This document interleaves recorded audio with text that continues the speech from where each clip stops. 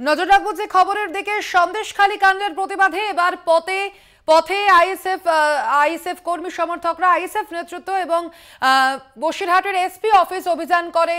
ISF নেতৃত্ব Basirhat SP office ঘেরাও অভিযান আইএসএফ এর।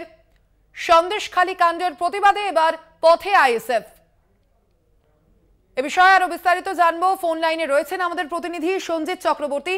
সঞ্জিত, যেমনটা আমরা দেখেছি এর আগেও সুকান্ত মজুমদারের নেতৃত্বে বিজেপি এই এসপি অফিস অভিযান করেছিল এবং সেখানে কিন্তু ধুন্ধুমার পরিস্থিতি সৃষ্টি হয়েছিল। আজকে কি সামগ্রিক পরিস্থিতি?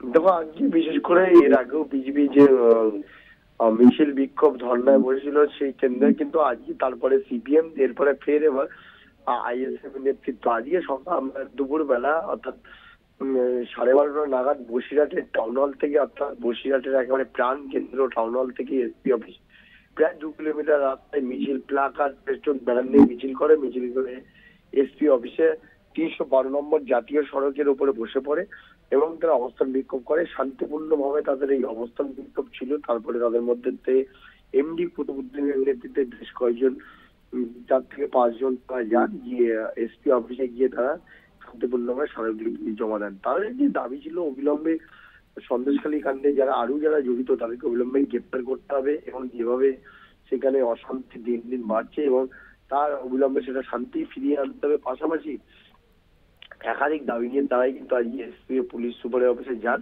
গিয়ে প্রথমে তারা অবস্থান বিক্ষোভে বসেন। অনেক কিছুক্ষণ পরে তারপর পুলিশ সুপারের কাছে গিয়ে তাদের স্মারকলিপি জমা দেন। সন্ধানী, ধন্যবাদ তোমাকে সঞ্জিত। সন্দেশখালী কাণ্ডে এবার পথে আইএসএফ নেতৃত্ব। ঠিক এই বিষয়ে আইএসএফ বিধায়ক নওশাদ সিদ্দিকী কি বলেছেন শোনাবো। মমতা ব্যানার্জি বা তার দল বলছে ওখানে নাটক হচ্ছে। যদি নাটক হচ্ছে না হচ্ছে কি হচ্ছে, আর ওখানকার যারা বসবাসকারী যারা আছেন, যারা অত্যাচারিত, যারা নির্যাতিতা, তাদের কথাটাই আমরা বিশ্বাস করে সেখানে যাওয়ার চেষ্টা করছি, তাদের পাশে থাকার চেষ্টা করছি। পুলিশ, রাজ্য সরকার পুলিশকে দিয়ে আমাদেরকে আটকাচ্ছে। কারণটা কি? নিশ্চিতভাবে বিরোধীরা গেলে হয়তো আরো কিছু ভয়ঙ্কর তথ্য জনমানুষে আসবে। যদি কোনো বিরোধী গিয়ে ওখানে উত্তপ্ত করে তাদের বিরুদ্ধে আইনত ব্যবস্থা নিক না, সেখানে তো আমরা বলছি, কিন্তু আইনত ব্যবস্থা নেওয়ার প্রশ্নই আসছে না। কারো উত্তপ্ত করানোর জন্য যাচ্ছে না। তাদের সাথে যে অন্যায় হয়েছে, তারা যে এখন আতঙ্কিত, তাদের পাশে থাকবো, তারা যাতে নাই পায় তার জন্য তাদের পাশে যাওয়া হচ্ছে।